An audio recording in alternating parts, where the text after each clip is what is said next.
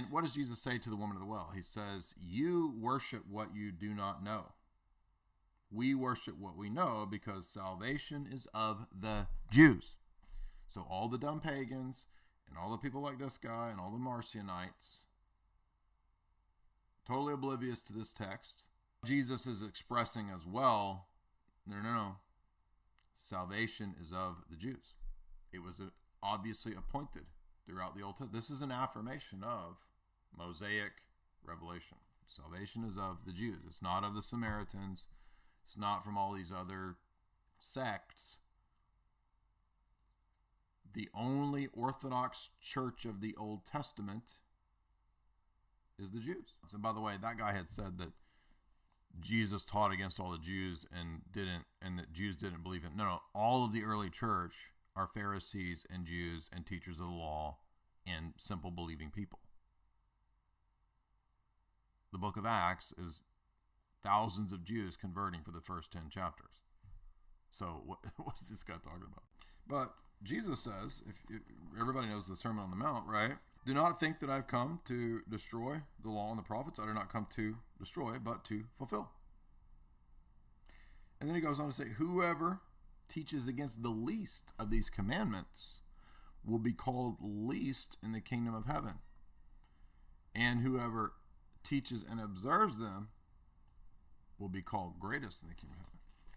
So Jesus is saying, I'm not here to get rid of Moses and the prophets and the law. He says even the least of the commandments in the Old Testament still have an application today. Again, what did we just read? Do not think that I came to destroy the law and the prophets. Moses wrote about me, was not a follower of the Old Testament.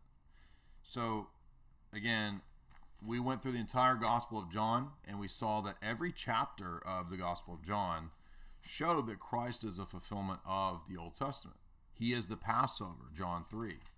He is the Logos, co-creator with God the Father in John 1, as well as dozens of predictions of the Gentile church.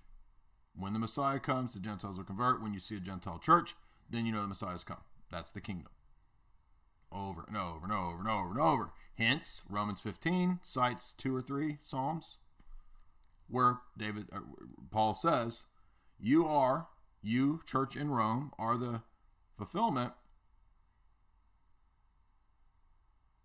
of what David was saying in the Psalms when he predicted Jews and Gentiles worshiping Yahweh together as a fulfillment of the prophecies. There are Old Testament prophecies about the destruction of the temple and an unheard of thing happening, that when this temple is removed and destroyed, the Gentile nations will convert to believe in and worship the God of Israel. Nobody in the first century could predict entire globe Gentile nations converting to worship the God of Israel. That is impossible. And in fact, people thought the Old Testament prophets were crazy when they predicted it.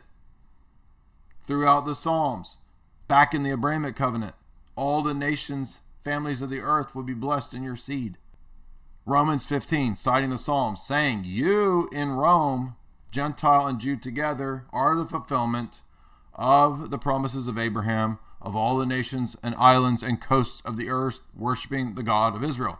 To him, a light unto the Gentiles, he will bring salvation. He is a light unto the Gentiles, Isaiah said. The Messiah will come and be a light unto the Gentiles.